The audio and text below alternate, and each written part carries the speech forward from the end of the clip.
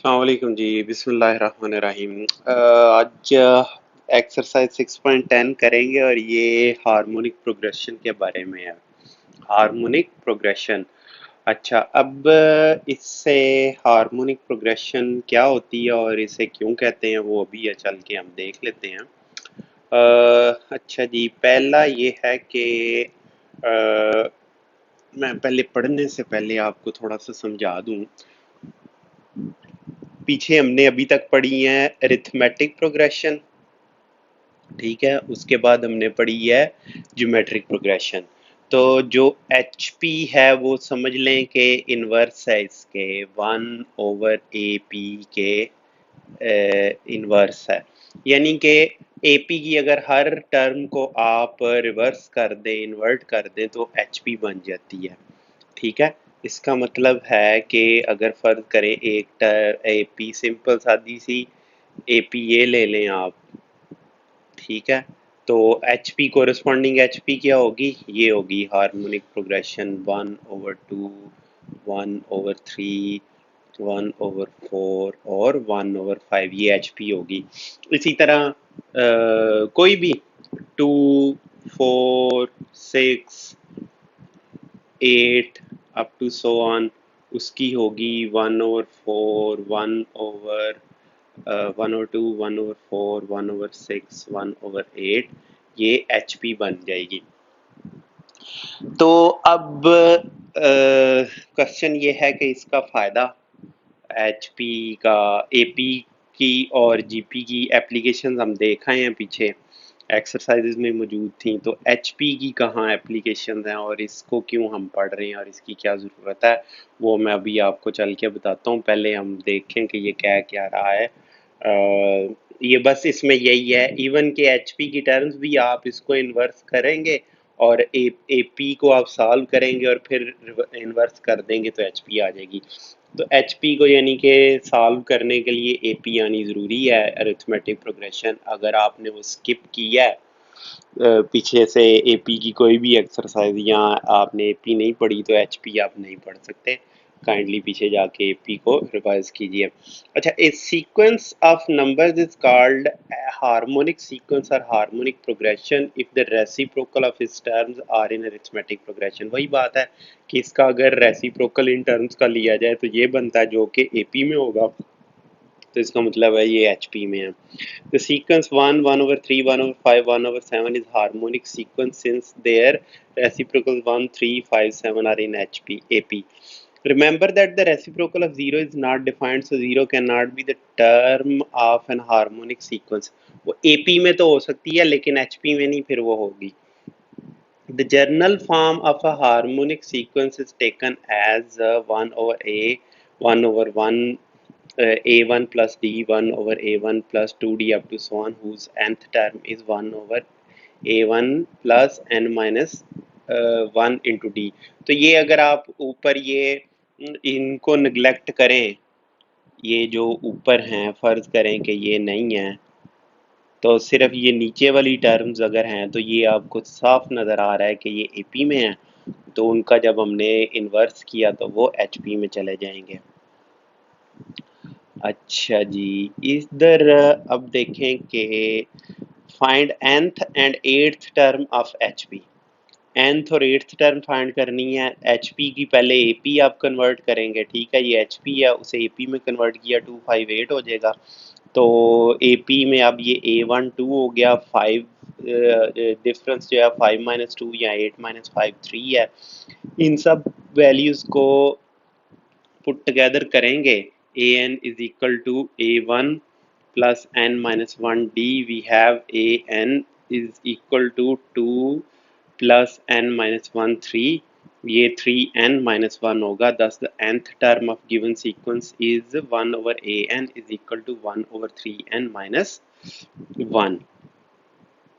इंतहाई आसान है, कोई कोई इसमें नई बात नहीं है, सिर्फ इन्वर्स करना है एंड पे जाके। आप इससे ये बल्कि बताने की ज़रूरत भी नहीं है। इधर ये एपी बनी, एपी की आप एट्थ और nth टर्म फाइंड आउट करें। A1 पता है, डिफरेंस आपको पता है, ए nth टर्म ये आ गई, ये n 8 पुट कर दें तो आपके पास ये HP की 8th टर्म आ गई और इसी का इन्वर्स आप लिया तो ये HP की nth टर्म आ गई, बात ख़त्म बस। दो तरीके हैं, दूसरा तरीका उसने ये बताया कि पहले आप AP को ही कैलकुलेट कर लें दोनों टर्म्स और उनको इन्वर्स कर दें, या फ़ौरन nth टर्म फाइंड आउट किया उसको इन्वर्स कर दें और वहाँ से आपको HP मिल जाएगी। कोई इसमें नई बात नहीं है, सिर्फ ये इन्वर्स करते जाना हमने। ये नेचुरली एग्जिस्ट करती है हार्मोनिक प्रोग्रेशन, तो इसलिए वो पढ़ा रहे हैं, ठीक है। तो वो अभी मैं आपको उसकी एग्जांपल बताऊंगा तो आपको समझ लग जाएगी कि इसकी प्रैक्टिकल एप्लीकेशंस क्या हैं। प्रैक्टिकल आम लाइफ में इसकी एप्लीकेशंस तो इतनी ज़्यादा नहीं है, लेकिन साइंटिफिक और नेचुरल वर्ल्ड में इसकी काफ़ी ज़्यादा एप्लीकेशंस हैं, एचपी की इंतहाई ज़्यादा एप्लीकेशंस हैं। अभी मैं आपको एग्जांपल दूंगा तो आपको समझ लग जाएगी। अच्छा, अब इसमें ये है कि एग्जाम्पल 2 देखते हैं, ठीक है। If the fourth term and seventh term of HP are ये रिस्पेक्टिवली फाइंड द सीक्वेंस। तो करना वही है कि इसको आप डायरेक्ट करना मुश्किल है एचपी को, तो इजीएस्ट वे यही है कि इसकी आप एपी में कन्वर्ट करें तो कोरस्पॉन्डिंग एपी टर्म्स क्या होंगी, 13/2, 25/2, ठीक है। और ये फोर्थ और सेवंथ टर्म है तो इसका मतलब A4 इसके इक्वल है, A7 इसके इक्वल है। उनके आप AP के फार्मूले पुट कर दें, A1 प्लस 3D, ये 13/2, A1 plus 6D, seventh term है ना तो इसलिए 6D होगा, 25/2। इक्वेशन 1 और 2 है, वहाँ से A1 और D आप फाइंड आउट करें। A1 और D आपने फाइंड आउट कर लिया तो उसके बाद आप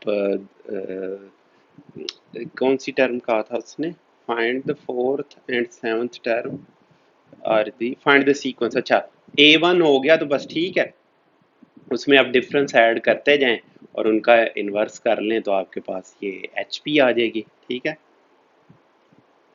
चलें, और हार्मोनिक मीन ए, अच्छा अब मीन फाइंड आउट करनी है। अच्छा, एक और मैं आपको बात बताऊं कि AP का इन्वर्स जब आपने लिया तो वो HP बनता है, ठीक है। AP को जब आप इन्वर्स करेंगे तो HP बनेगा, GP को जब आप इन्वर्स करेंगे ना तो वो GP ही रहेगी। दूसरे अल्फाज में GP इज GP इन्वर्स, जबकि HP इज या AP इज 1/HP। मैं बराबर नहीं लिख रहा, लेकिन मैं ये ज़रूर लिख रहा हूँ कि AP का मतलब है कि ये 1/HP का इन्वर्स है और HP का मतलब है ये 1/AP है, और GP जो है वो उसको आप इन्वर्स लेंगे तो वो GP ही रहेगी, क्योंकि रेशो R है ना, फ़र्ज़ करें हाफ रेशो है, इन्वर्स करेंगे तो नंबर इन्वर्स हो जाएंगे और रेशो 2 हो जाएगी, बस और क्या होगा, कुछ भी नहीं होगा। ये अब आप याद रखिएगा। अच्छा जी, ए नंबर, अब मीन फाइंड आउट करनी है। जैसे AP की मीन क्या थी, AM क्या होती थी, एक मीन A+B/2 होती थी, याद करें पीछे जाके फार्मूला देख ले, नहीं याद तो इसकी क्या होती थी, +-AB होती थी, ठीक है। तो इसी तरह अब हम यहाँ पर मीन फाइंड करेंगे HP की। ये नहीं कर सकते आप कि इसको इन्वर्स कर दिया यानी कि 2/A+B आ जाएगी उसकी मीन, उस ये नहीं हो सकता। उसकी वजह ये है कि बाकी दो भी इन्वर्स हैं, आप इधर पूरी कैलकुलेशन देखेंगे तो आपको पता चल जाएगा। वो कह रहा है number H is said to be harmonic mean between the two numbers A and B if A, H and B are in HP। H और B HP में है तो AP में इनको जब हम करेंगे तो ये 1/A, 1/H और 1/B आ जाएगा।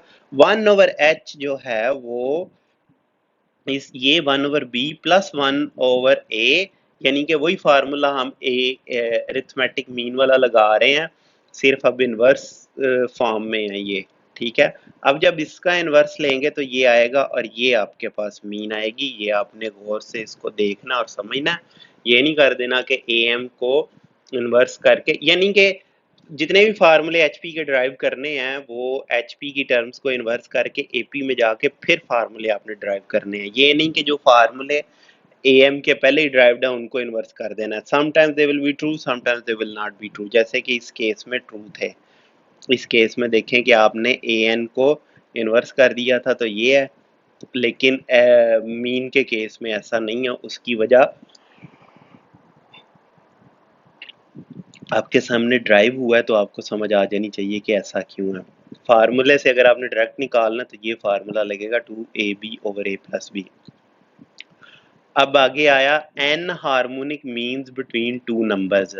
h1 h2 h3 and hn are called n harmonic between numbers a and b if ये सारे नंबर्स hp में हो। तो इसका मतलब है कि इन सब को आपको इन्वर्स करना पड़ेगा तो ये n एम्स बन जाएंगे।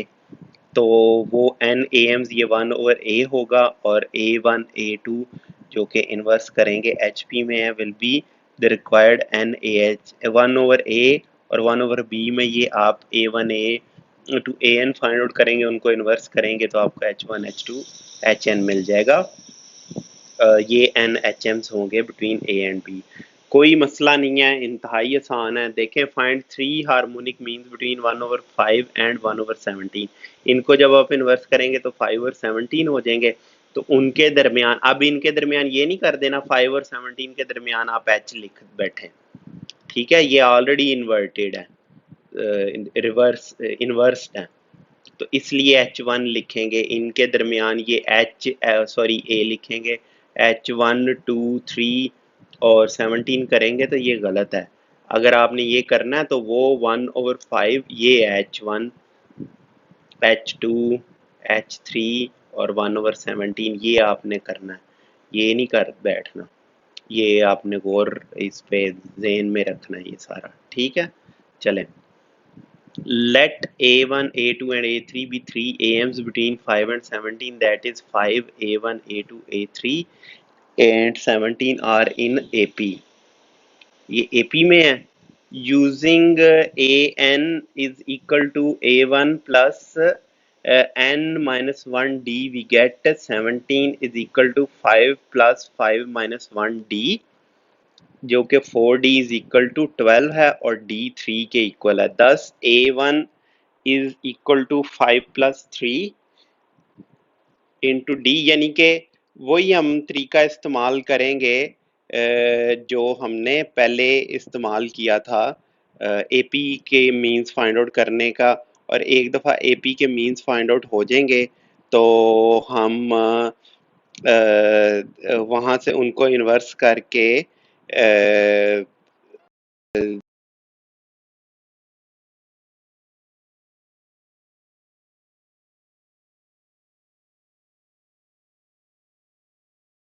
इसके एचपी की टर्म्स फाइंड आउट कर लेंगे, ठीक है।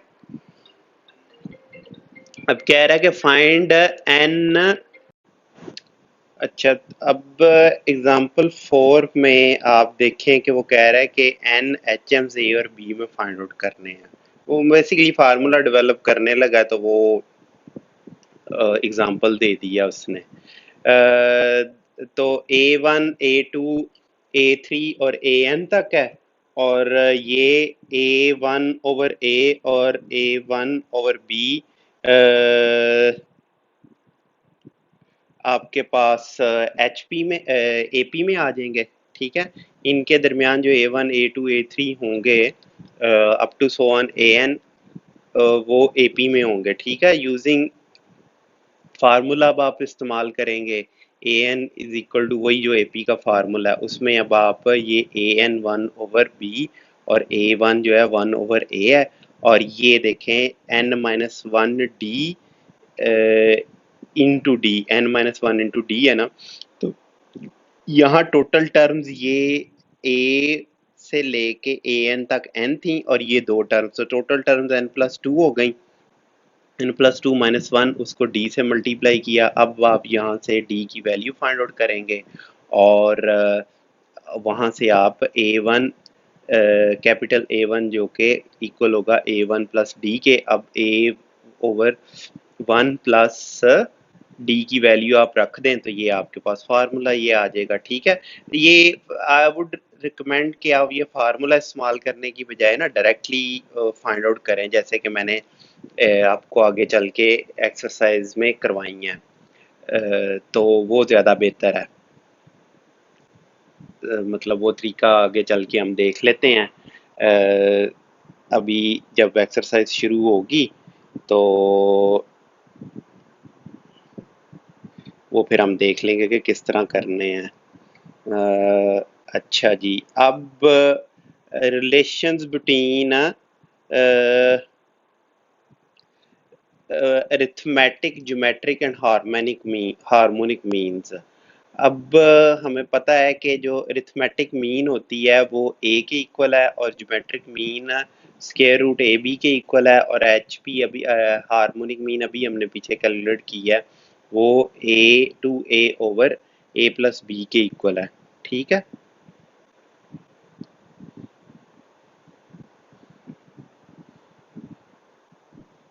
अच्छा, we first find a into h, that is a into h is equal to a plus b over 2 into 2 a b over a plus b is equal to a b, और ये equal होगा जी square के। तो अब A, G, H are in GP. For example, if A is equal to 1, B is equal to 5, then A will be equal to this, G will be equal to this, और H जो है वो इसके equal होगा। अब इनको multiply करें, आपको जो है वो G मिल जाएगा, क्योंकि ये आपस में, ये देखें ना, इन दोनों को मल्टीप्लाई करेंगे तो ये ए बी जो कि जी स्क्वायर, तो ये फार्मूला एक हमारे पास आ गया, और ये जी स्क्वायर -5 के इक्वल है। It follows that a into h is g square and a g h are in G P. ठीक है, देखें कमाल हो गया कि ए जी और एच जी पी में है, ये हार्मोनिक मीन्स जो है, और ये फार्मूला आगे इस्तेमाल हम कर सकते हैं।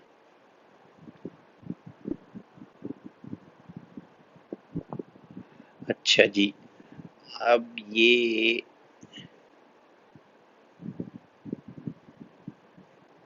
Note g square is equal to a into h. अब ये क्रॉस जो है वो इधर पहुंचा हुआ है यहाँ पर। Even if A and B belong to C, ये होना चाहिए, यानी कि अगर ये कम्प्लेक्स नंबर भी होंगे तो फिर भी ये फार्मूला होल्ड करेगा, बस ये कह रहा है। नाउ वी शो दैट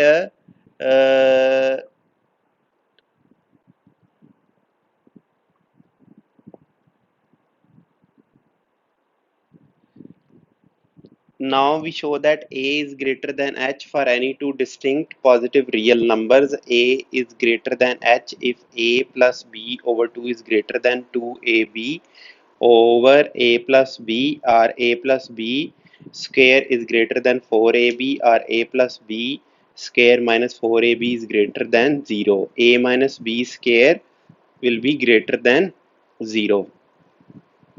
ठीक है, कि किसी भी दो रियल नंबर्स के लिए अरिथमेटिक मीन हार्मोनिक मीन से ग्रेटर होती है। अब उस वो साबित करने के लिए यहाँ से स्टार्ट कर रहा है, ये अगर ट्रू है तो ये इसको भी ट्रू होना चाहिए, और ये जस्ट क्रॉस मल्टीप्लाई कर रहा है, पॉजिटिव नंबर है ना, क्रॉस मल्टीप्लाई आप कर सकते हैं। ये याद रखिएगा कि जब फर्ज करें ये जो इनइक्वालिटी होती है ए इज ग्रेटर देन बी, अब ए और बी ग्रेटर देन ज़ीरो हैं, यानी कि पॉजिटिव नंबर हैं, तो इसका मतलब होगा कि अगर आप दोनों साइडों पर 2 से मल्टीप्लाई करें तो ये ग्रेटर होगा 2b से, और अगर आप दोनों तरफ नेगेटिव से मल्टीप्लाई करें तो ये स्मॉल हो जाएगा 2b से। ये पॉजिटिव नंबर्स के लिए होता है। चलें, ये आपने याद रखना है कि नेगेटिव पॉजिटिव नंबर से मल्टीप्लाई करें तो इक्वालिटी होल्ड करती है, नेगेटिव नंबर से मल्टीप्लाई करें तो इक्वालिटी रिवर्स हो जाती है।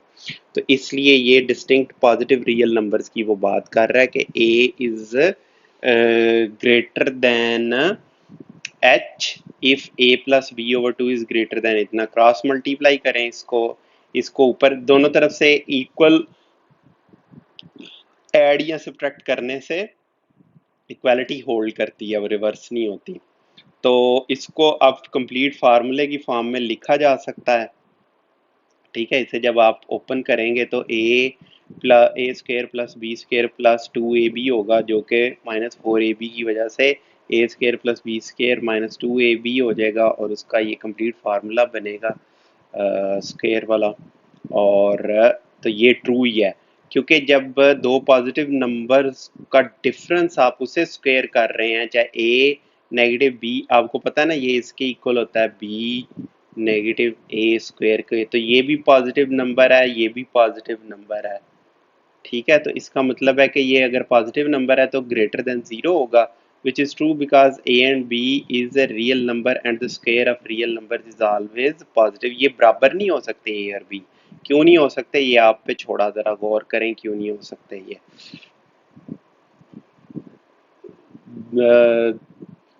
एच पी ए पी और एच पी की क्वालिटीज पे गौर करें तो फिर आपको पता चलेगा कि ये इक्वल नहीं हो सकते। अच्छा, also a is greater than g if a and b are two distinct positive real numbers। अब उसी तरह आप ये इसे साबित कर लें। ठीक है, which is true because are non-zero real numbers and the square of non-real zero numbers are always positive। Now we prove that a is greater than g is greater than h if a and b are any two distinct real positive numbers। तो ये भी उसी तरह साबित हो जाएगा, इसमें भी कोई मुश्किल काम नहीं है। पहले आपने साबित करना, वैसे तो अच्छा ए कोई एच और उसी को उससे कर गया। वैसे तो ये ना ए और जी, ए ग्रेटर देन एच और ए ग्रेटर देन जी साबित हो गया है। अब हमने सिर्फ और सिर्फ जी ग्रेटर देन एच साबित करना है। ठीक है, जी ग्रेटर देन, ऊपर से हमें पता है कि ए ग्रेटर देन जी होता है, जी ग्रेटर देन एच यहाँ से उसने साबित कर लिया बिल्कुल उसी तरीके से। तो इसका मतलब है कि A is greater than ji is greater than H. ये देखें, if G is greater than H तो उसकी वैल्यूज उसने दोनों की पुट कर दी हैं, क्रॉस मल्टीप्लाई किया है, तो ये उधर डिवाइड कर दिए इसको, ये इसको इधर ले आया है। अब इसको इधर ले आएंगे तो ये एक स्क्वायर बन जाएगा जो कि ट्रू है, जिसका मतलब है ये इनइक्वालिटी ट्रू है। तो a is greater than g साबित हो गया। अब g is greater than h साबित करना। 10g, हाँ g is greater than h साबित हो गया, a ग्रेटर देन g पहले ही साबित था, ऊपर हमने किया हुआ था, तो ये इनइक्वालिटी होल्ड कर गई।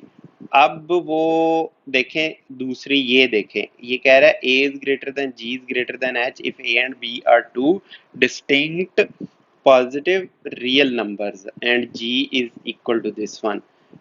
अब दूसरी इनइक्वालिटी है ये, अगर नेगेटिव से दोनों साइडों पर आप इनइक्वालिटी से मल्टीप्लाई कर दें तो ये सारे के सारे नेगेटिव रियल नंबर्स हो जाएंगे। तो g is equal to negative square root A B. To prove one we show that a is greater than g, a is greater than g if a plus b over 2 is greater than A B. ठीक है जी। To prove 2 we show that a is smaller than g if a plus b over 2 is smaller than minus square root ab। Let a is equal to negative n and b is equal to negative n, where m and n are positive real numbers, then minus m minus n over 2 is smaller than negative square root m negative m into negative n। अच्छा, a is smaller then और फिर g is smaller then. मैं आपको ये आपके सामने ये तो साबित हुआ है ना, मैं आपको g स्मॉलर देन h कर दूंगा।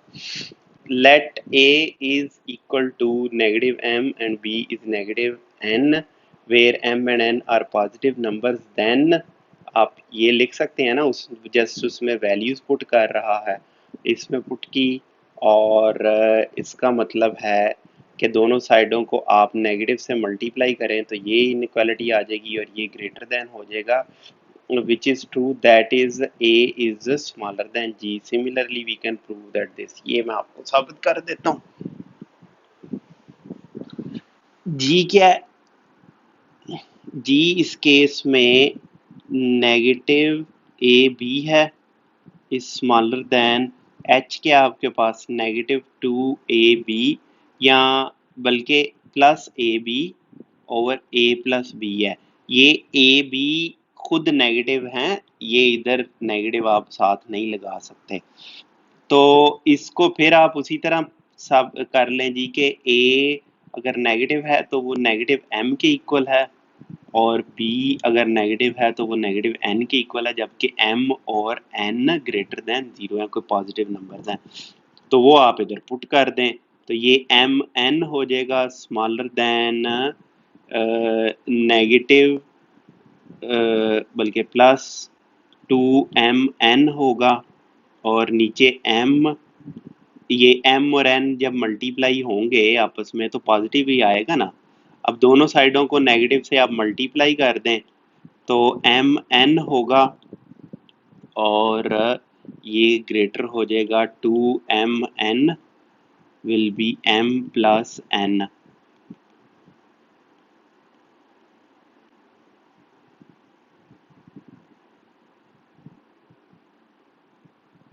ये नेगेटिव वन से मल्टीप्लाई किया, इसको अगर ऐसे ही करना तो ठीक है जी। तो अब आप क्रॉस मल्टीप्लिकेशन कर लें, जगह थोड़ी पड़ गई है, चलो बना लेते हैं थोड़ी सी जगह।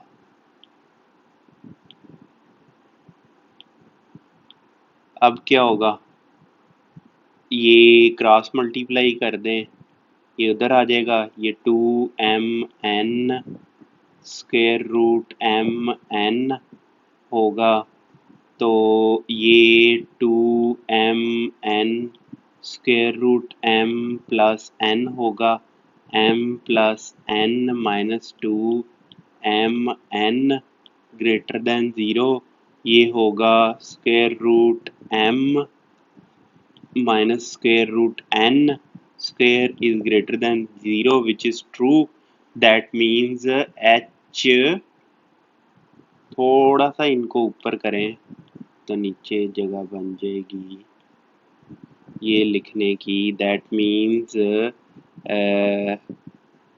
h is greater than g or g is smaller than h और थोड़ा सा इसको खिसकाएं इस तरफ तो इसका मतलब है कि a is smaller than g is smaller than h और ये कंडीशन आपने याद रखनी है ये वाली कि ये नेगेटिव नंबर से तब, नहीं तो ये ग्रेटर वाली होल्ड करेगी। चलें ये साबित हो गया।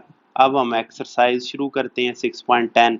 इंतहाई आसान है, आपके सामने सॉल्व हुई है। मैं सिमिलर तरह के क्वेश्चंस बार बार नहीं करूंगा, एक आपको समझा दूंगा, एग्जांपल्स भी मैंने समझा दी हैं, प्रूव्स भी कर करके दिखा दिए हैं। अब ज़रा थोड़ी सी जल्दी के साथ हम इसको कवर करते हैं। वो कह रहा find nth term of harmonic sequence, इस सीक्वेंस की nth टर्म आपने फाइंड आउट करनी है। तो जो हार्मोनिक प्रोग्रेशन है वो 1/3, 1/5, 1/7 है, ठीक है। इसकी आपने nth तो पहले एपी में कन्वर्ट करेंगे तो ये 357 हो जाएगा। नाइन्थ टर्म एपी की आपको आती है फाइंड आउट करनी, वो फाइंड आउट की, उसको इन्वर्स किया, ये 19 आ गया। सेकंड पार्ट बताने की मुझे ज़रूरत कोई नहीं है, आप इसे देख लें, ठीक है। पीछे आपने एचपी अच्छी तरह पढ़ी है, एग्जांपल्स ऊपर से देखी हैं और ये आपको पता है एचपी क्या होती है, तो आपको ये समझ आ जानी चाहिए। अच्छा हाँ, इससे पहले कि मैं आगे जाऊँ बड़ी अहम बात याद है, इसकी एप्लीकेशंस आपको बतानी थी।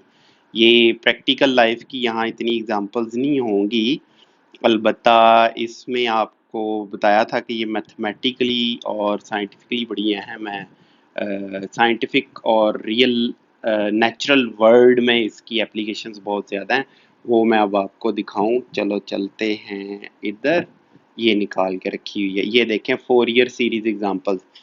4 ईयर सीरीज है, हमने यहाँ ये चैप्टर किसके बारे में था, सीरीज एंड सीक्वेंसेस के बारे में। तो सीरीज में 4 ईयर सीरीज, ये मैं पहले बता चुका हूँ कि 4 ईयर सीरीज क्या होती है।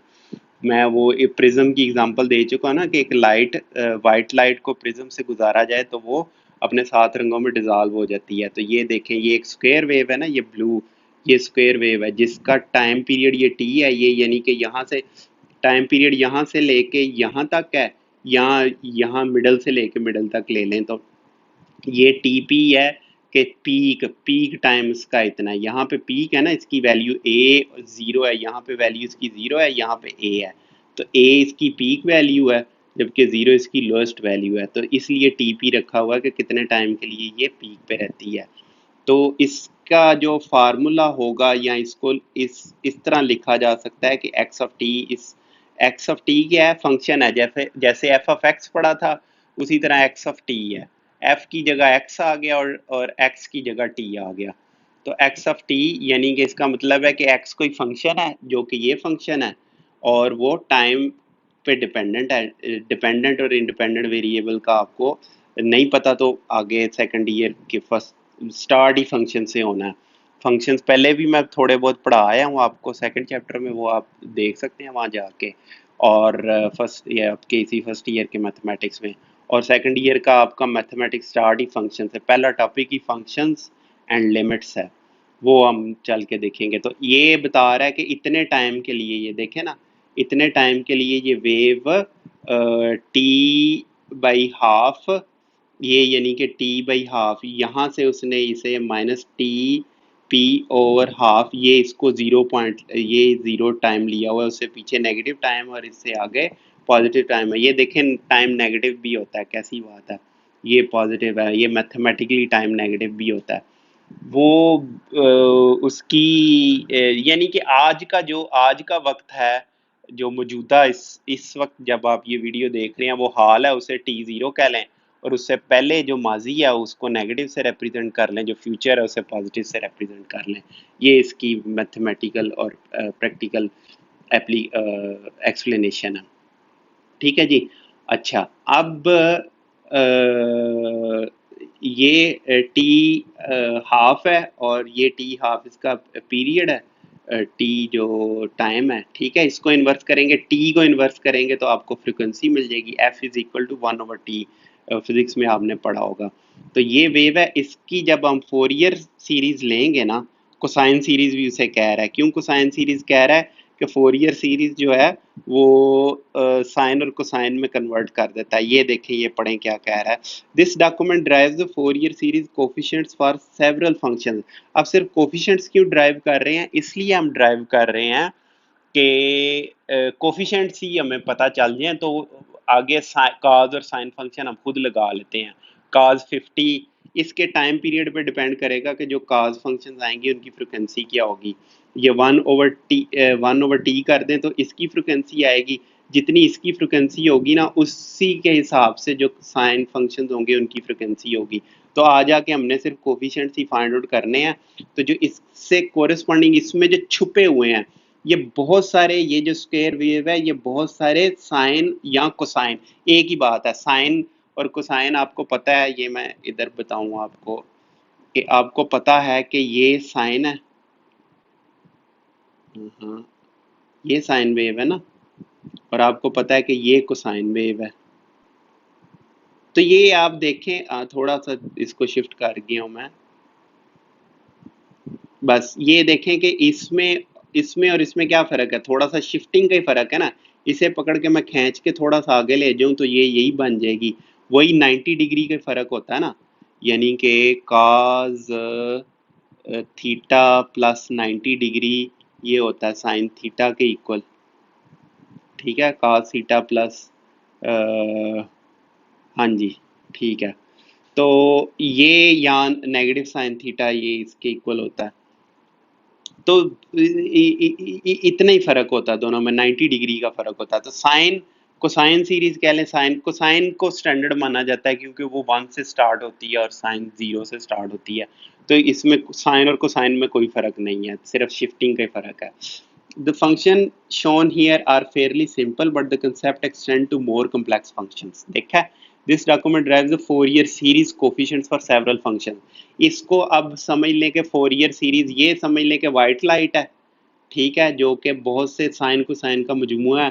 फोरियर सीरीज प्रिज्म है, और आगे चल के ये इसके अब साइन कोसाइन फंक्शंस नीचे हमें मिल जाएंगे। तो ये यहाँ पर वो ड्राइव करने लगा है साइड पीरियाडिक पल्स फंक्शन, ठीक है। फोरियर सीरीज पीरियाडिक फंक्शंस के लिए होती है। ये देखें कि फोरियर सीरीज रिप्रेजेंटेशन ये एक्स ऑफ टी जो कि ये साइन वेव है, ये कोसाइन वेव है, सॉरी स्क्वायर वेव है, ये स्क्वायर वेव, उसको उसने ये देखें, ये समेशन का सिंबल जो है ना वो अगले चैप्टर में आने लगा। चैप्टर में नहीं, अगली एक्सरसाइज में। ये 6.10 हम देख रहे हैं, 6.11 में आने लगा। ये ए नॉट क्या है? ए नॉट कोफिशिएंट है, एक कांस्टेंट है जो कि फाइंड आउट कर लेंगे हम, अभी करके देखेंगे। ए एन और बी एन हमने फाइंड आउट करने हैं। ये देखें काज एन ओमेगा नॉट टी, ये ओमेगा नॉट टी ये क्या है? थीटा के इक्वल है। ये आपने फिजिक्स में पढ़ा होगा, theta is equal to omega t. N क्या है? एन वही 1 से लेके इन्फिनिटी तक ये नंबर्स हैं। और ये बी एन और ए एन हमने फाइंड आउट करने हैं। तो since the function is even there are only a n terms. अब जब फंक्शन इवन है, इवन और ऑड फंक्शन, इवन फंक्शन वो होता है जो इवनली डिस्ट्रीब्यूटेड है t is equal to zero के अगेंस्ट। अगर हम इसको शिफ्ट करके इधर ले जाएंगे ना, तो ये ऑड फंक्शन यहाँ इवन नहीं रहेगा। साइन कोसाइन फंक्शन जो है वो इवन होता है, साइन फंक्शन ऑड होता है। ये भी वजह है कि कोसाइन को ही हम स्टैंडर्ड मानते हैं, और साइन कहते हैं कि ड्राइव किया हुआ कोसाइन से। तो एक अलामत इसकी ये होती है कि cos negative theta is equal to cos theta ही के इक्वल होता है। यानी कि 45 डिग्री का कोसाइन और नेगेटिव 45 डिग्री का कोसाइन एक ही होता है, जबकि 45 डिग्री का साइन इक्वल होगा नेगेटिव ऑफ नेगेटिव 45 का। यानी कि sine of negative 45 will be equal to negative sine 45। तो यहाँ असल में इस स्क्रीन के ऊपर मैं लिख नहीं सकता, इसलिए ये अच्छा ए नॉट, ये देखें A into T P over T के इक्वल है। ये तीनों हमें पता है, ठीक है, ये तीनों हमें पता है। कैसे पता है? ए आपको एम्पलीट्यूड पता है इसकी स्क्वायर वेव की, टी पी जो था वो ये है, यहाँ से ये टी पी है, हमें विड्थ पता होगी इसकी, इसका हमें टाइम पीरियड भी पता होगा, वहाँ से ए नॉट फाइंड आउट हो जाएगा। तो ए एन जो है वो इस फार्मूले से, ये इंटीग्रेशन है, ये आप सेकंड ईयर में पढ़ लेंगे। टू का आपको पता है, टी का आपको पता है, एक्स टी आपको पता है, एक्स टी आपको पता है या जीरो है या वन है। ये देखें ए है या जीरो है। तो इस इंटरवल के लिए एक्स टी ए हो जाएगा, और इस इंटरवल के लिए एक्स टी ज़ीरो हो जाएगा। तो वहाँ से हम इस फार्मूले में पुट करके ए एन की वैल्यूज़ फाइंड आउट कर लेंगे। ये इसने यहाँ कैलकुलेट किया। अब सेकंड ईयर में जाके आप ये कैलकुलेट इंटीग्रेशन करना सीख लेंगे, और वहाँ से आप देखें कि ए एन की वैल्यूज़ आ गई हैं। ये देखें साइन में आई हैं, ठीक है। साइन या कोसाइन, इसको कोसाइन में बदलना है, आप इसमें पाई ऐड कर दें, ठीक है, कोसाइन में ये बदल जाएगा। वो कोई मसला नहीं है, इसको ये लिखा जा सकता है। इसी बुक की आप चैप्टर ट्रिग्नोमेट्री में आप देख लेंगे कि साइन और कोसाइन का आपस में रिलेशनशिप क्या होता है। तो ये कोसाइन में कन्वर्ट इजीली हो जाएगा, ठीक है जी। पाई बाई टू बीच में 90 डिग्री ऐड हो जाएगा। चलें, तो इसकी वजह से अब आप देखें कि ए एन की वैल्यू ये आ गई 2 इंटू ए ओवर एन पाई। एन नंबर है जो कि 1 से शुरू होकर इन्फिनिटी तक जाता है। साइन एन पाई का भी आपको पता है, टी पी का भी पता है, टी का भी आपको पता है, एन का भी, सब सब आपको पता है। तो ये ए एन जो है सिर्फ और सिर्फ साइन के फॉर्म में आ गया। कोई भी इसमें ऐसी चीज़ नहीं है जो आपको नहीं पता। ड्राइव कैसे हुआ है? इंटीग्रेशन और समेशन से हुआ है, जो कि आप अब देखें कि ये कन्वर्ट हो गया। ये देखें स्पेशल केस ड्यूटी साइकिल 50% का मतलब है कि ये जो स्क्वायर वेव है ये 50% of its time 50% of time 1 पे रहती है, 50% ऑफ टाइम 0 पे रहती है, ठीक है। अगर ये 40% 1 पे रहे और 60% 0 पे रहे तो ड्यूटी साइकिल 40% हो जाएगा। कितने परसेंटेज ये इस पे रहती है तो वो इसका ड्यूटी साइकिल होता है। अब उसने ए एन फाइंड आउट किया, ये देखें ए एन आ रहा है, ए एन जो आपको बताना था यहाँ पर पहुंचाना था आपको। ए नॉट इसको तो अलहदा कर देना, ये जीरो वाली टर्म को, ये तो आप ए नॉट है इसको अलहदा कर दे। ये जो है ना टर्म्स, ये 1 और फिर ये 3 और फिर ये 5 और फिर ये 7, जब आप इनको इन्वर्स करेंगे ना तो ये हार्मोनिक में होंगे। ये देख लें आप, यहाँ से ये आप देख लें कि ए ओवर एन पाई, चलें ये मैं इसको इधर उधर ही ले जाता हूँ जाके, ये देखें इसको अच्छी तरह, साथ ये मल्टीप्लाई भी इससे हो रहा है, ठीक है। 2 इंटू -1 n-1/2, ये देखें इस तरफ जगह ऊपर थी हमारे पास, चलें यहाँ पर मैं जगह बुला लेता हूँ और यहाँ पर मैं आपको बता देता हूँ।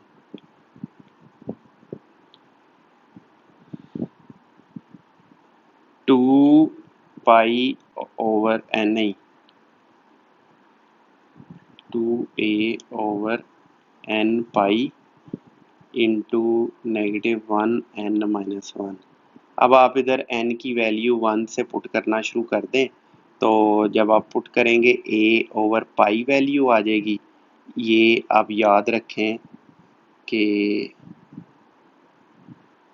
अच्छा n-1 हाफ है और n ऑड है, 2a ओवर n पाई, 2a ओवर ये हाफ है, लेकिन जब आप n1 रखेंगे तो ये आ जाएगा। अब आप n को रखें 2 रखें तो नहीं 3 रखेंगे, क्योंकि n is odd, n odd है, तो इसका मतलब है इसके बाद n जब आप 3 रखेंगे तो ये 2a ओवर 3 पाई हो जाएगा, और ये क्या आ जाएगा, यहाँ पर नेगेटिव आ जाएगा। यहाँ पे जब आप 3-1 करेंगे तो वो किसके इक्वल आएगा, 2/2 1, और ये नेगेटिव आएगा। फिर जब आप इसमें n5 रखेंगे, 5-1 4/2 कितना हुआ, 2 हुआ, -1 का स्क्वायर, तो ये 2/4/5 पाई। अब आपने देखा, ये देखें ये क्या बन गई है, ये जनाब जी एक HP बन गई है। 2a -7 पाई, ठीक है। ये 2 HP बन गई हैं, एक ये HP बन गई है और एक ये वाली HP बन गई है। इनको आप इन्वर्स करें हाँ ज़रा, ये पाई ओवर 2a, ये 5 pi over 2a up to so on, और दूसरी सीरीज क्या बन रही है, -3/2a और -7 पाई ओवर 2a। ये भी HP और ये भी AP, हाँ इनको मैंने इन्वर्स किया ना, ये भी AP और ये भी AP, उनका इन्वर्स किया तो ये HP आ रही थी। ये बताने के लिए ये आपको दिखाया। अब आपको आगे मैं एक और कमाल दिखाऊं, ये देखें, ये एवरेज इसकी जो है प्लस फर्स्ट हार्मोनिक, ठीक है। ये हमारे पास ये जो आप ब्लू लाइन देख रहे हैं ये एवरेज है, ये क्या है, ए नॉट है। ए नॉट जो ऊपर आया था ना वो ये है, ये एवरेज इसकी, ये एवरेज ही के इक्वल है उसकी कि कितने टाइम वो ऊपर रहता है, ठीक है। ये 0.5 के इक्वल है क्योंकि इसकी 50% ड्यूटी साइकिल है। आप कैलकुलेट करके देख लें, इस फार्मूले में पुट करके देख लें, a इंटू टी पी क्या होगा, हाफ होगा t से, तो हाफ ओवर 1 यानी कि t over half over t, ये हाफ हो जाएगा। a का हाफ क्या होगा, a नॉट के इक्वल होगा, a naught is capital as half. चलें तो वो ये आ गया, a नॉट की वैल्यू ये आई, और ये जो था ये वाली जो टर्म है फर्स्ट हार्मोनिक है। फर्स्ट हार्मोनिक का मतलब क्या है, ये ए एन, इधर आप 1 पुट कर दें, ये आप इधर पुट कर दें, साइन वेव जो बनेगी ना वो फर्स्ट हार्मोनिक है। इधर आप A1 पुट कर दें तो जो ये आएगी वो फर्स्ट हार्मोनिक है, ठीक है जी। और इसको इस ये पिंक वाली को और इसको ऐड किया तो ये रेड मिली, ये वाली रेड हमें मिली। ये देखें, ये रेड और ये जो ब्लू है उसमें क्या क्या चीज मुश्तरक है? वो स्क्वायर वेव है, ये साइन वेव है, ये तो मुश्तरक नहीं है, लेकिन इसका टाइम पीरियड और इस ब्लू वाली का टाइम पीरियड देखें सेम है। ये बड़ी अहम बात है। अब देखें, मैं ज्यादा हार्मोनिक्स कंसिडर करता जाऊंगा तो ये जो साइन वेव है जो कि इसका और इसका मजमुआ है, वो ये ब्लू के करीब आती जाएगी, ब्लू बनती जाएगी। ब्लू मीन्स के स्क्वायर वेव बनती जाएगी, ठीक है। इसमें इन दोनों में फर्क देखें, ये थोड़ी सी मजीद करीब हुई इसके, ठीक है। ये देखें, अब इसमें तीन टर्म्स है, अप टू थर्ड हार्मोनिक है ना, इसमें एक वही टर्म है, और इसमें एक ये ब्लू वही टर्म है जो पहले मौजूद है। ये ब्लू को देखें और ये पिंक को देखें, ये वाली पिंक को और ये वाली ब्लू को देखें, ये सेम है। ये मैं इधर रखता हूँ, आप देखिएगा कि जैसे ही मैं इसको करूँगा, ये देखें ये पिंक, इस पिंक की जगह पे जो ब्लू आती है वो सेम है। सिर्फ और सिर्फ इसमें ये एक नई पिंक आ गई है जो कि उसकी फ्रिक्वेंसी इससे थर्ड है, क्योंकि थर्ड हार्मोनिक है तो इसकी फ्रिक्वेंसी इससे 3 गुना होगी। अब इसको, इस पिंक को, इस ब्लू को और इस वाली ब्लू स्ट्रेट लाइन को ऐड किया तो ये रेड हमें मिला। अब ये देखें, इसके करीब हो गई, थोड़ा सा मजीद इस स्क्वायर वेव के करीब होगी। अब फिफ्थ लाइन, अब ये तीनों रहेंगी इधर, ये ब्लू, ये पिंक और ये, इसमें एक और ऐड हो जाएगी। ये देखें, ये वो ब्लू रही, ये वो जो पिंक थी वो ये बन गई है, और अब ये नई पिंक इसमें फाइव फाइव टाइम्स इस फ्रिक्वेंसी जो ओरिजिनल फ्रिक्वेंसी थी उससे बन गई। इसमें और इसमें फ़र्क देखें, ये उसके करीब होती जा रही है। सेवन्थ आएगी जब, ये देखें ये मज़ीद उसके करीब होती जा रही है। 21st तक जाएंगे, देखा वो जो स्क्वायर साइन वेव थी वो इस स्क्वायर वेव में बनती जा रही है। आप इन्फिनिट तक टर्म्स लें, ये कम्प्लीटली की कम्प्लीटली इसमें बन जाएगी। ये एजेस रहेंगे, ये एक पर्टिकुलर फिनोमेना होता था, हमने पढ़ा था आगे, गिब्स फिनोमेना शायद इसका नाम, मैं गलत नाम शायद ले रहा हूँ, लेकिन मुझे याद है कि इसका कोई फिनोमेना होता था और इसकी एक्सप्लेनेशन थी ये क्यों ऐसे होता है। ये देखें, वही काम मैं अब आपको आगे चल के अब इसमें दिखाता हूँ। ये देखें, ये जब पहली टर्म ली, ये एक कांस्टेंट टर्म है इधर जो कि 0 से ऊपर है, कांस्टेंट टर्म है, ठीक है। और ये एक साइन वेव है, इन दोनों को ऐड करें, इसको और ये पिंक और येलो लाइन को ऐड करें तो ये आपको रेड वाली मिलेगी, ठीक है। हमने ब्लू बनानी है इनसे। चलो, टाइम क्यों इतना ले रहा है ये देखें, अब वो ब्लू तक जाएगा। थर्ड हार्मोनिक लिया, ये थोड़ा स्लो है, टाइम ले रहा है। चलें, अब देखें फोर्थ हार्मोनिक लिया, इसमें देखें फोर्थ हार्मोनिक भी है, यानी कि इवन हार्मोनिक्स भी हैं इसमें, इस एग्जांपल में। ये ले, पहुंच रही है ना, जैसे जैसे हम टर्म ज्यादा करते जा रहे हैं साइन वेव स्क्वायर वेव बनती जा रही है, वो ऐड हो रही हैं ये सारी, ये वाली सारी साइन वेव्स ऐड हो रही हैं तो ये रेड लाइन बनती जा रही है। सिमिलरली मैं, ये सॉटूथ वेव फॉर्म है, ये सॉटूथ वेव फॉर्म है। अब ये देखें, इसको भी जब आप डिजॉल्व करेंगे तो बननी साइन स्क्वायर और साइन वेव ही आनी है। ये देखें, साइन साइन ही आई है आपके पास। ए एन, ये उसके सिर्फ कोफिशिएंट्स है, मल्टीप्लाई वो इसी से हो रहा है। ये देखें ए एन, ये इसका कोफिशिएंट्स यहाँ लिख लिए, लेकिन वो साइन से ही हो रहा है। चलें, ये देखें, जैसे जैसे आगे टर्म्स जाएंगी ये जो साइन वेव है वो सॉटूथ वेव फॉर्म में कन्वर्ट होती जाएगी, ठीक है। ये देखें, ये पहली टर्म थी, किधर ये साइन वेव और किधर ये वाली पहुंच रही है ना, उसके करीब करीब पहुंच रही है। अब ये सॉटूथ, वो सॉटूथ तो थी पहले ही तकरीबन मिलती जुलती थी साइन वेव से, लेकिन ये सॉटूथ थोड़ी डिफरेंट है, ऐसे जा रही है, फौरन नीचे आई है, फिर ऊपर गई है, अचानक से नीचे आई है, जबकि वो ऐसे जाती थी, ऐसे आती थी, साइन वेव के जरा करीब तर थी। अब देखते हैं इसको, ये देखें, इसमें ये वाली कांस्टेंट टर्म 0 है, पहला हार्मोनिक लिया, ये और ये ऐड होंगी तो ये रेड वेव बन रही है, रेड वेव इस ब्लू वेव के करीब पहुंचती जाएगी। ये ले, जैसे जैसे मैं आगे जा रहा हूँ, जैसे जैसे मैं आगे जा रहा हूँ, देखा अब कितनी करीब हो गई है इसमें और इसमें, देखें कि अब रेड साइन वेव जब आपस में ऐड हो रही हैं तो वो इसमें कन्वर्ट हो रही हैं। और ये सारा कुछ हम कैसे कर रहे हैं, समेशन जो आप नेक्स्ट एक्सरसाइज में पढ़ेंगे, इंटीग्रेशन जो आप अगले चैप्टर अगले 12th ईयर के मैथमेटिक्स में पढ़ेंगे, और ये अभी हार्मोनिक्स आपने पढ़ी हैं तो मैंने कहा मैं आपको ये एग्जांपल दे दूं।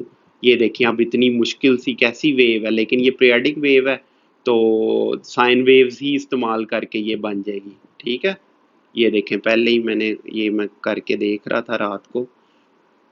ये देखें अब ये इसमें ऊपर से आप देख लें कि ये कहाँ, ये वाली जाके आप वेबसाइट पे ढूंढ लें।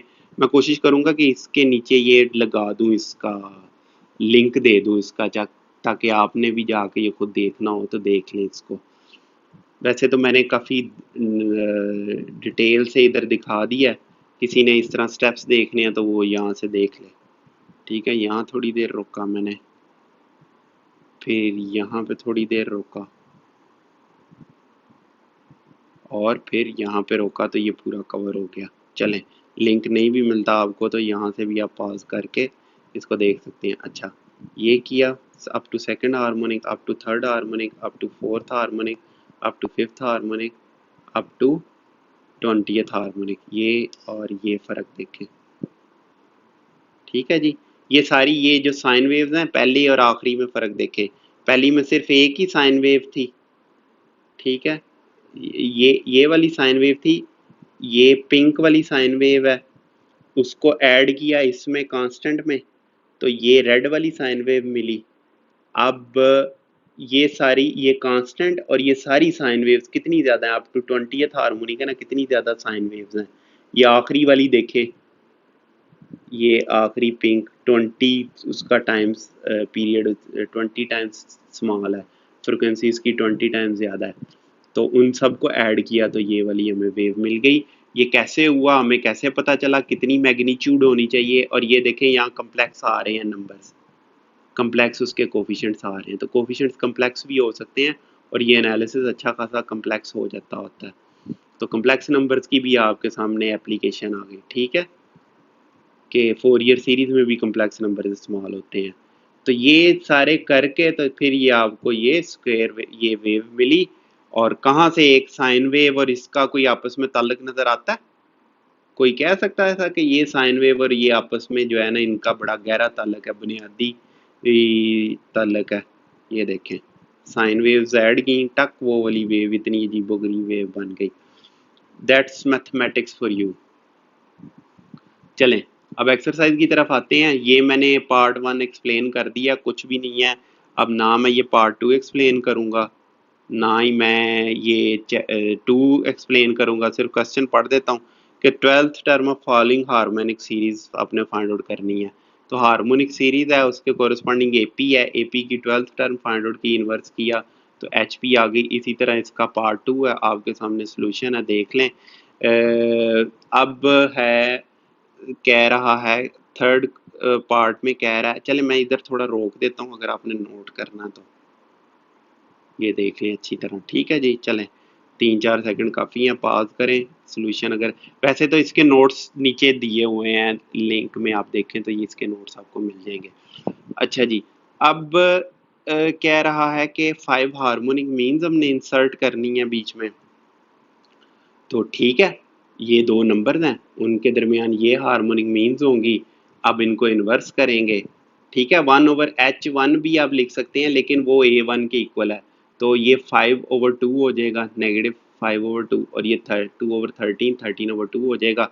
चलें, a b और ये आपके पास अब वैल्यूज़ पुट करते जाएं तो आपको ये वैल्यूज़ मिलती जाएंगी। मैं आपको एक्सप्लेन नहीं कर रहा, आपके सामने सोल्यूशन है। यहाँ पे मैं रोकता हूँ थोड़ा सा, ये देख लें आप। ठीक है जी, इतना पास काफ़ी है। तो चलें, इतना रोक लिया, इतना पास काफ़ी है, रोक लिया। चलें आगे, क्वेश्चन 3 है, उसमें भी हमने मीन्स हमने फाइंड आउट करने हैं। तो वही 1/5 4 है, ये 1/24 है, इन्वर्स किया इसको और ये आ गया आपके पास, ये 24 आ गया,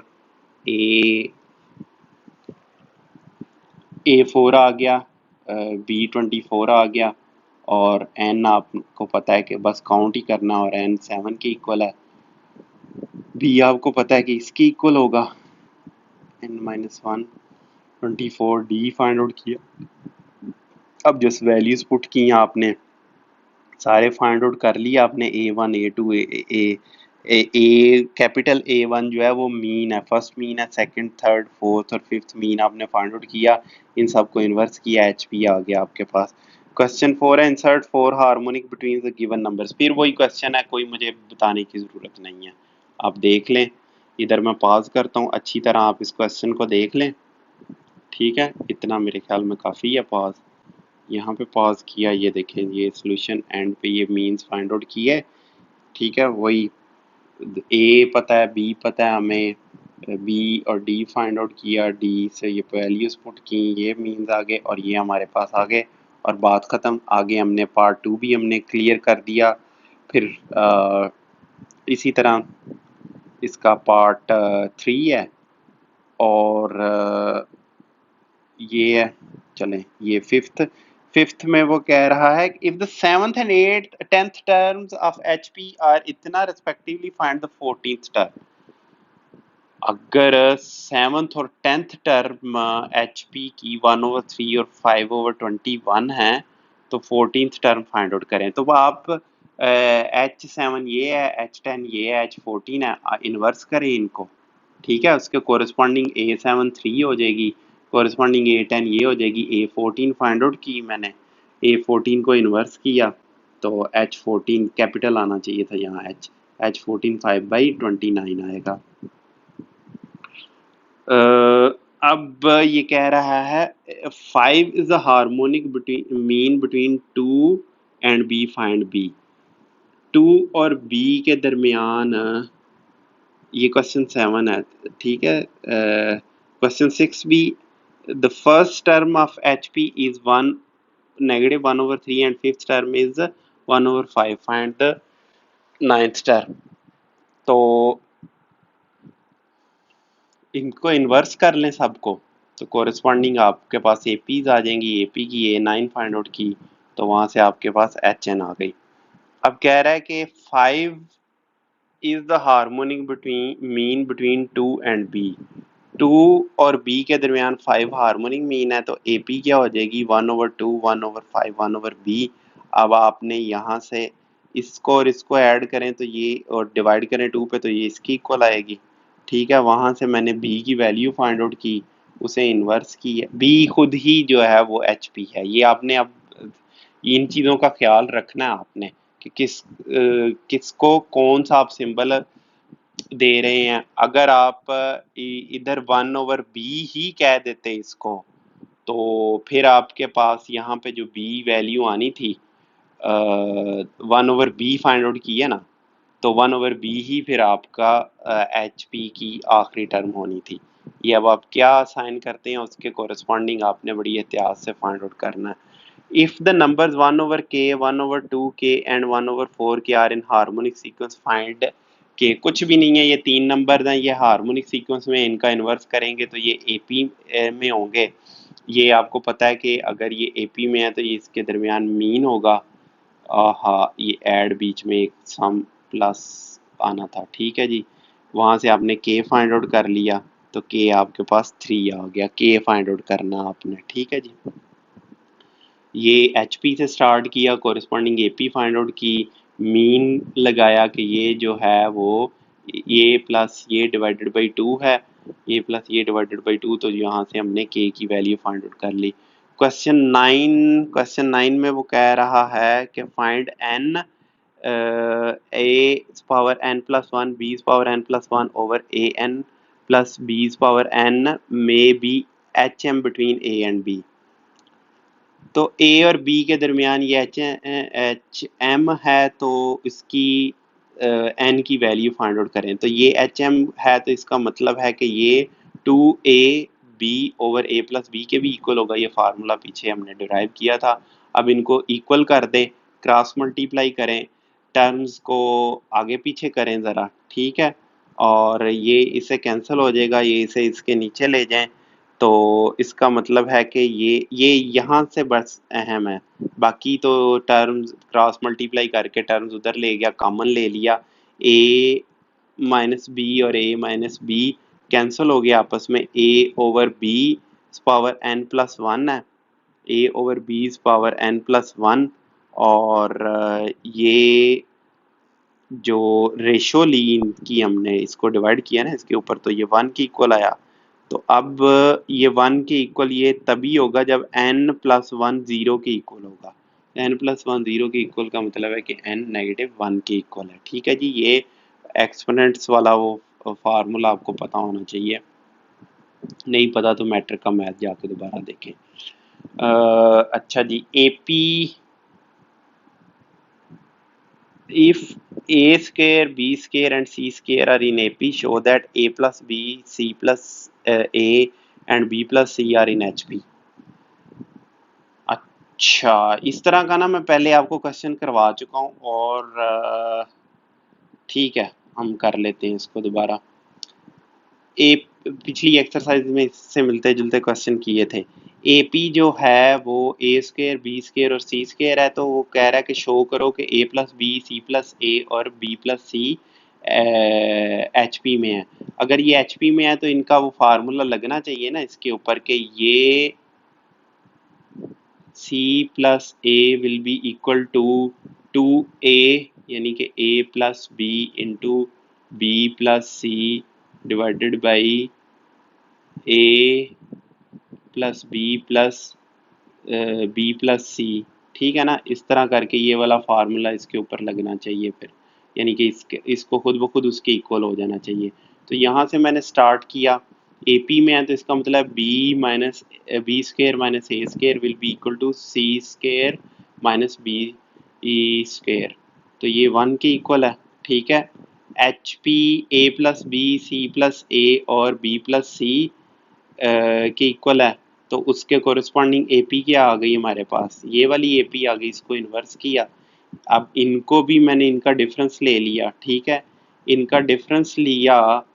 अब यहाँ से मैं इधर तक जाऊंगा, अगर यहाँ से मैं यहाँ पहुँच जाऊँ तो इसका मतलब है कि ये एच पी में है, ठीक है। यहाँ से जब इनका डिफरेंस लिया, इनको क्रॉस मल्टीप्लाई किया, ठीक है, तो ये हमारे पास B square minus C square is equal to A square minus B square, जो कि वन की इक्वल है, तो इसका मतलब है ये एच पी में है, ठीक है। प्रोसीजर समझ आ गई। किया हमने ये है कि ये ए पी में है, तो इसका मतलब है कॉमन डिफरेंस इनका ये इसके इक्वल है, एच पी में है, एच पी की कोरिस्पॉन्डिंग ए पी ले ली, कॉमन डिफरेंस लिया, और वहाँ से ड्राइव करके हम यहाँ पे पहुँच गए, तो इसका मतलब है कि ये आपस में इक्वल हैं। 11th क्वेश्चन कह रहा है the sum of first and fifth term of a harmonic sequence is 4/7 if the first term is half find the sequence. अगर पहली टर्म हाफ है तो सीक्वेंस फाइंड आउट करो।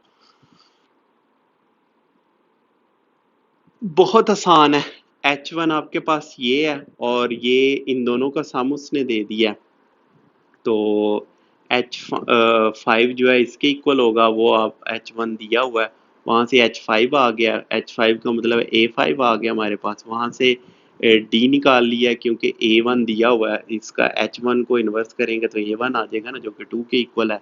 ये वैल्यूज पुट की हैं, ये मैंने यहाँ कैलकुलेट भी कर दिया आपको, A1 और A5, और यहाँ से D का मतलब है कि 3D आ गया, A1 आ गया, वहां से AP फाइंड आउट हो जाएगी, AP से HP फाइंड आउट हो जाएगी, ठीक है जी। ए बी, अच्छा क्वेश्चन क्या है, क्वेश्चन पढ़े पहले चल के। तो कह रहा है कि if A, G and H are arithmetic, geometric and harmonic means between A and B respectively, show that G square is equal to A of H। वो कह रहा है कि अगर ए जी और H arithmetic geometric and harmonic means हैं ए और B में, तो ये शो करना है आपने। तो कोई मसला नहीं है, ये तो एग्जाम्पल में भी उसने किया हुआ, तो वो पता नहीं क्यों पूछ रहा है यहाँ पे। चलें ठीक है, तो जी स्क्वेयर,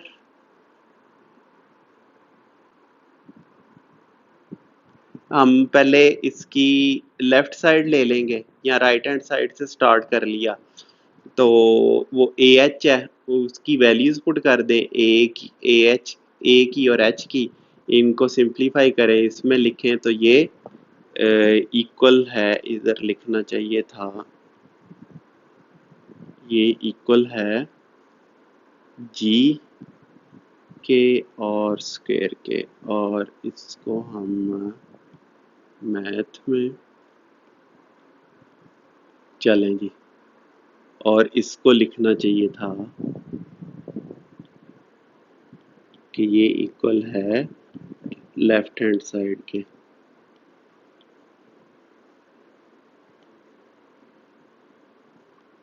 हो गया जी। क्वेश्चन 13 में कह रहा है कि if a g and h and show that a square g square is equal to A h, ये ऊपर हमने अभी कैलकुलेट किया है, सिर्फ ये फार्मूला पकड़े, इसमें वैल्यूज पुट कर दें इनकी, तो ये आपस में इक्वल आ जाएंगे, कोई मुझे इधर एक्सप्लेन करने की जरूरत नहीं है। जी का फार्मूला आपको पता है, ए का पता है, एच का पता है, सिंपल जी स्क्वायर फाइंड आउट करें, ए एच करें, और ये दोनों क्योंकि इक्वल हैं तो G square is equal to A H के। इसी तरह ये इसका 13th पार्ट है, हम और इसी तरह इसका 13th का थर्ड पार्ट है, ठीक है। 14th क्वेश्चन की तरफ चलते हैं हम।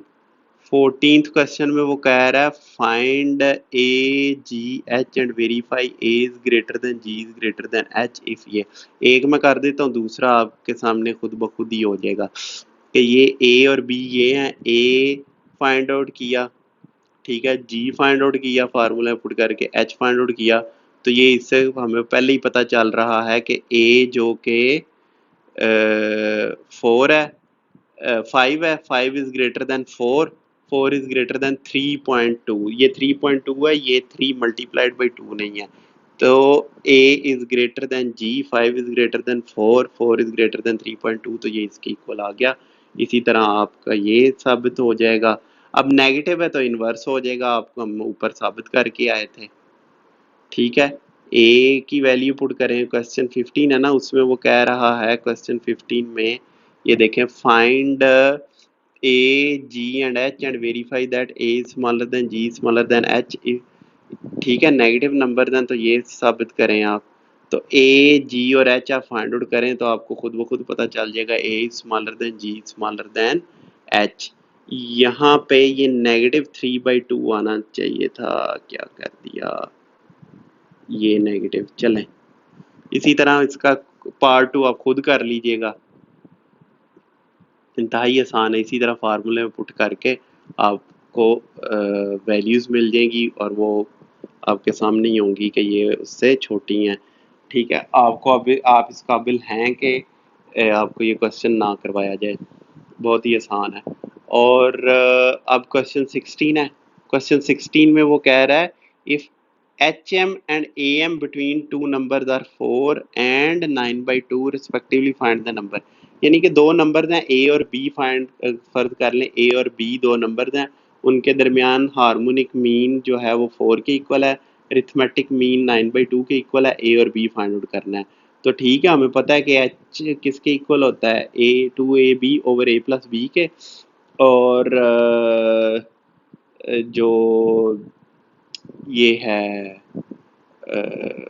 अच्छा एच की वैल्यू पुट कर दी, एच की वैल्यू पुट करके यहाँ से हमने इक्वेशन ले ली, इक्वेशन किसके इक्वल आई, अच्छा 2 इंटू ए प्लस बी, यहाँ से क्रॉस मल्टीप्लाई किया ना इसको, तो 2a, ये 2 से 2 डिवाइड किया तो ये इस साइड पे 2 आया, यहाँ से क्रॉस मल्टीप्लाई किया तो 2 ये उस साइड पर आ गया, तो ये 2 into a plus b a B के इक्वल आ जाएगा।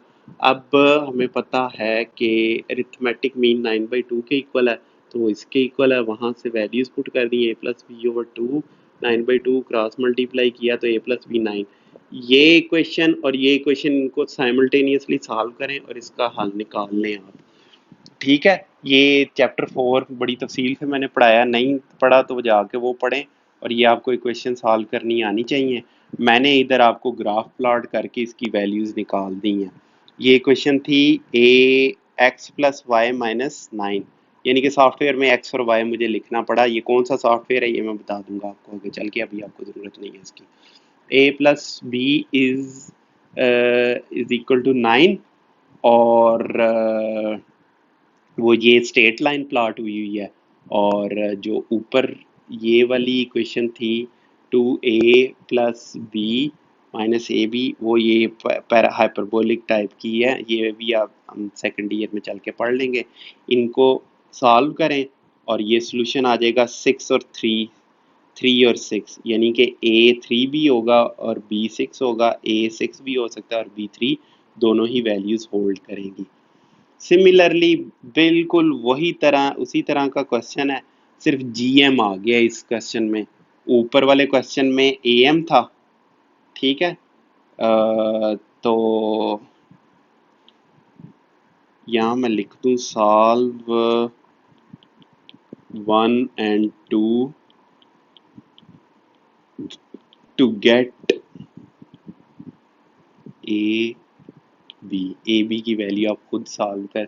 इस इक्वेशन को ये देखें, जी दिया हुआ 4, एच दिया हुआ 16/5, जी की वैल्यू पुट कर दें, स्क्वायर रूट ए बी है, दोनों तरफ स्क्वायर करें, ए बी 16 के इक्वल है, ये आ जाएगा 1।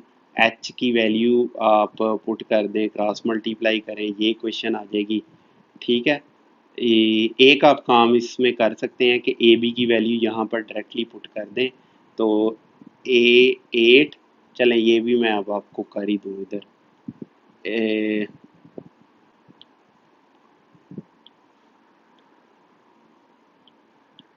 आसान हो जाएगा आपका थोड़ा सा काम। A 8 plus a b 5ab is equal to 5 into 16 is equal to 80।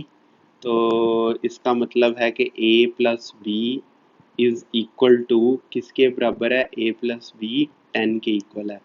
तो ये आप देख लें।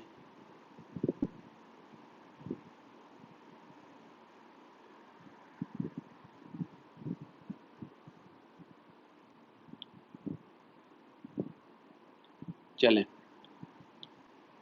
ये आप इक्वेशन 3 यहाँ पे 1 और 3 को सॉल्व करें तो आपको ये मिल जाएगा, ए और बी की वैल्यू मिल जाएंगी जो कि 2 और 8 और 8 और 2 होगी, यानी कि ए 8 होगा और 2 होगा और बी 8 भी होगा और 2 भी होगा। जब ए 8 होगा तो यहाँ पर लिख दूँ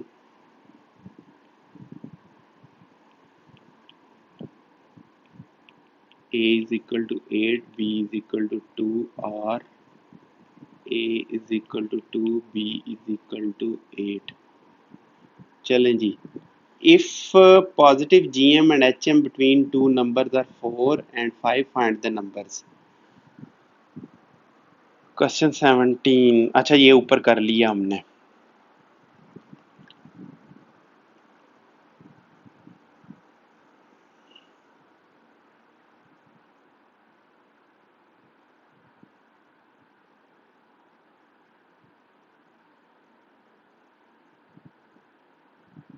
चलें, if the numbers 1/2, 4/21 and 1/36 are subtracted from the three consecutive terms of GP, the resulting numbers are in HP। Find the numbers if their product is इतना 1/27। सबसे पहले ज़रूरी है कि आप इस क्वेश्चन को अच्छी तरह समझें। क्वेश्चन समझेंगे तो तभी आप इसको हल कर पाएंगे, नहीं तो नहीं हल कर पाएंगे। तो क्वेश्चन इस तरह के पहले हम पिछली एक्सरसाइज में एक में कर रहे हैं।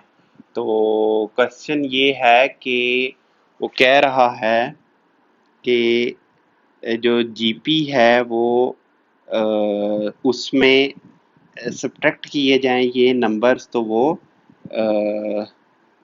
एच पी बन जाती है। तो जी पी 1/r, ए और ए आर ज्यूम कर लें, क्योंकि इनको जब आप प्रोडक्ट लेंगे तो आर से छुटकारा मिल जाएगा और यहीं पर हमें ए की वैल्यू मिल जाएगी जो कि 1/3 है।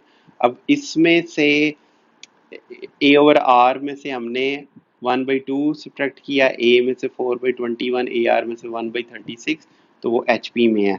अब इनको आप इन्वर्स कर दें, ए की वैल्यू यहाँ पर पुट करके मैंने इनको इन्वर्स कर दिया, ठीक है। तो अब जब उनको किया तो वो ये नंबर्स आए हैं, ये अब एच पी में है, इनको एपी में कन्वर्ट कर लें। इनका जब आप इन्वर्स लेंगे तो ये एपी में आ जाएंगे और 7 जो है ये इसके इक्वल होगा।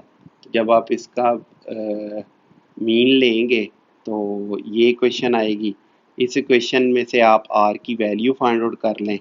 आर की वैल्यू ये मैंने सॉफ्टवेयर के थ्रू कर ली है, आप इसको खुद सॉल्व कर लीजिएगा। आपको आर की वैल्यू मिल जाएगी, आर और ए की वैल्यू पुट करके आपको ये नंबर्स मिल जाएंगे, ठीक है। 2 आर्स हैं और 2 ये वैल्यूज आपको मिल जाएंगी, ठीक है जी। अब नेक्स्ट ये आपकी एक्सरसाइज खत्म हुई। ये क्वेश्चन जो है वो मैं लिख दूं,